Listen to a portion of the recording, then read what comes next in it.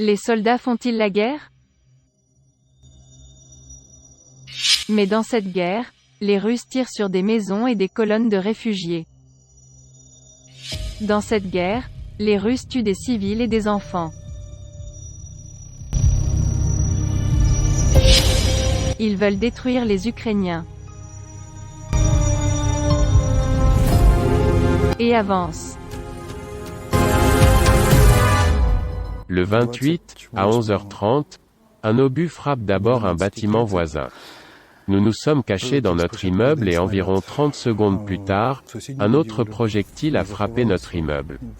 L'obus a frappé directement la pièce, perçant le toit, le deuxième et le premier étage, et a directement touché ma femme.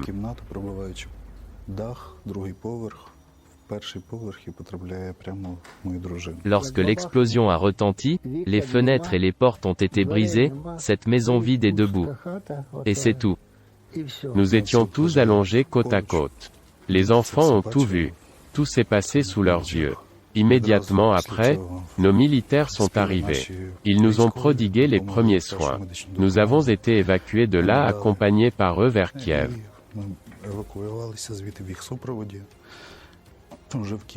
Une fillette de 6 ans a été blessée à la jambe. Elle a reçu l'aide nécessaire. Elle est prête à évacuer. Une tante s'est fait amputer la jambe au-dessus du genou. L'oncle a une fracture fermée d'une jambe et un éclat d'obus à l'autre jambe. Ma fille a un éclat d'obus au pied. Elle a déjà subi plusieurs opérations aux jambes. Nous avons maintenant effectué la dernière opération de greffe de peau, de sorte que la jambe est déjà en train de récupérer. Cela a déjà été fait à Okhmadit. J'ai des blessures ici au bras, des blessures ici, des contusions au doigt, un os cassé à 3 endroits.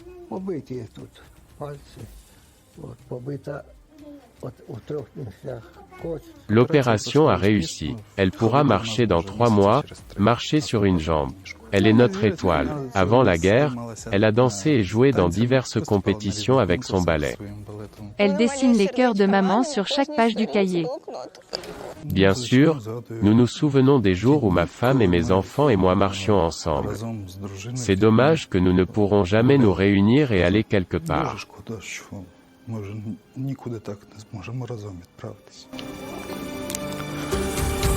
L'armée russe a tué plus de 600 civils ukrainiens et en a blessé plus de 1000. Ces chiffres augmentent d'heure en heure.